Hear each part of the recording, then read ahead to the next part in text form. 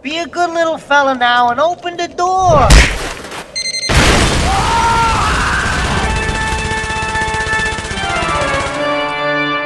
Keep the change, you filthy animal.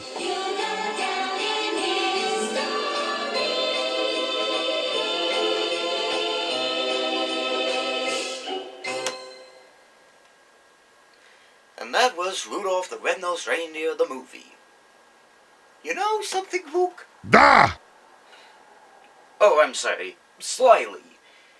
My opinions have basically changed. It went from guilty pleasure to actually kind of good. Very well! Yeah, I know, right? Oh, yeah. Hello, ladies and gentlemen. Welcome back to the 28 Days of Christmas Marathon. In our marathon, a new remake. And, of course, as you can tell, we recently saw Rudolph the Red-Nosed Reindeer, the movie.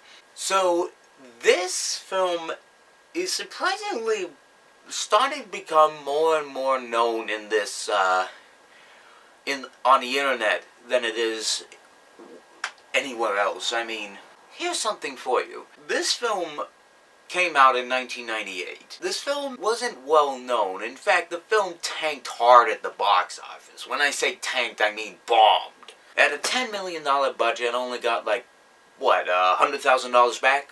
But as soon as I uploaded the Rudolph movie to this channel, over the years I've been getting comments saying, this version is better than Rankin Bass.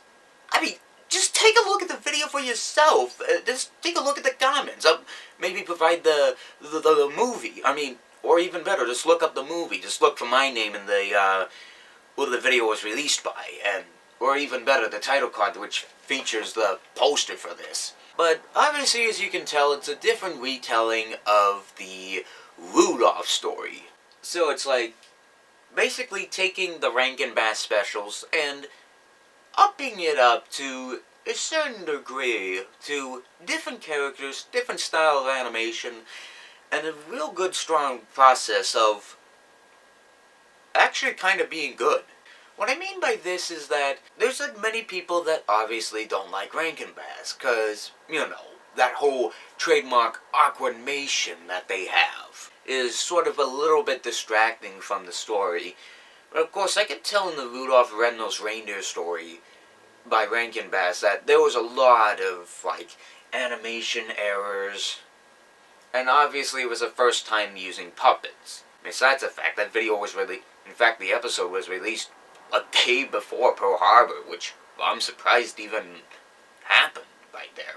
But honestly, if some of you have been on my channel ever since I began in 2010, or at least by the time Season 2 was out, which was junior year in high school, you know to a fact that I've reviewed this movie already. But of course, some of you may wonder how I discovered this movie.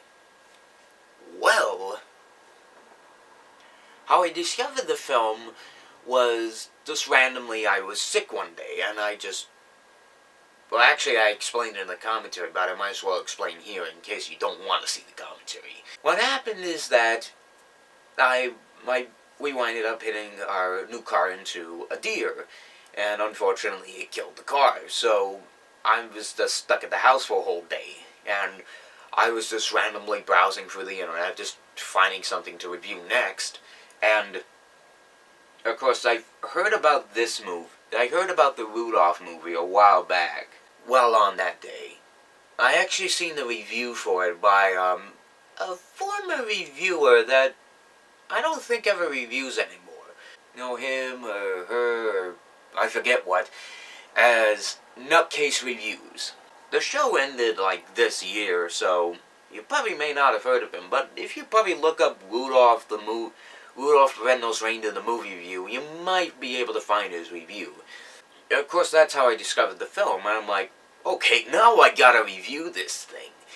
I mean, it looks interesting enough. Different style of animation, new characters to introduce.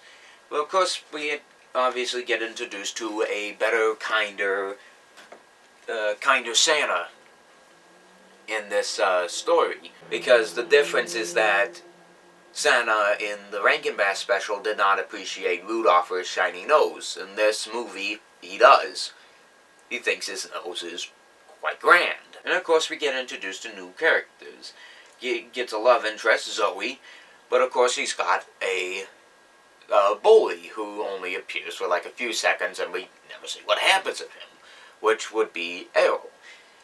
And of course, if you've seen my review, you know for a fact that there's like 4 people in this movie that actually that did voice characters for Friendship is Magic later on in its career, which, if you want to see what it is, you can actually go to the review.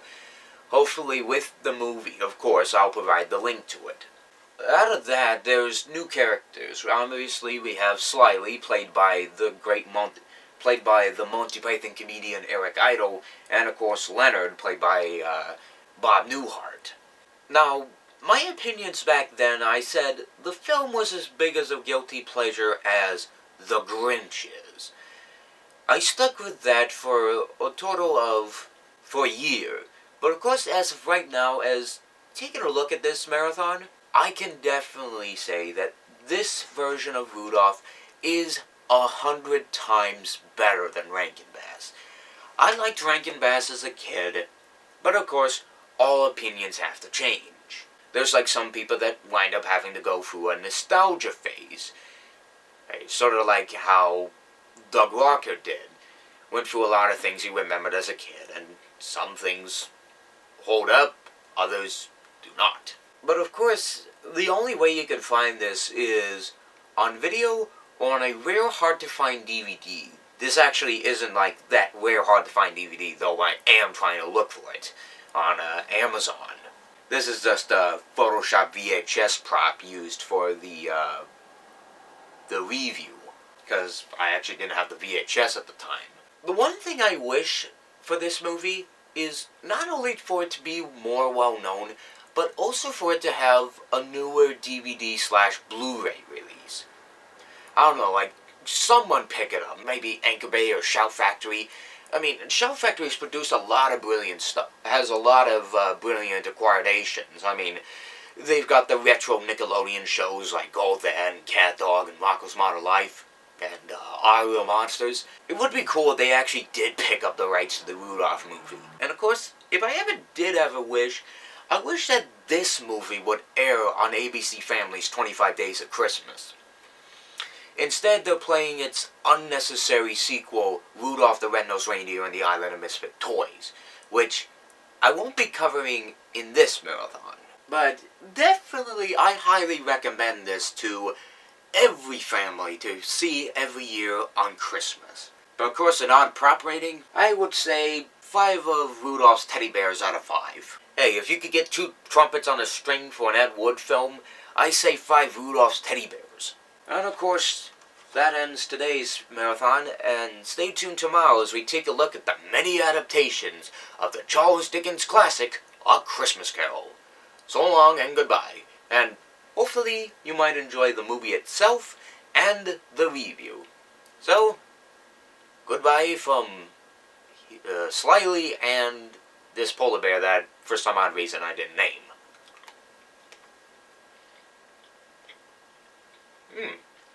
This is actually pretty good.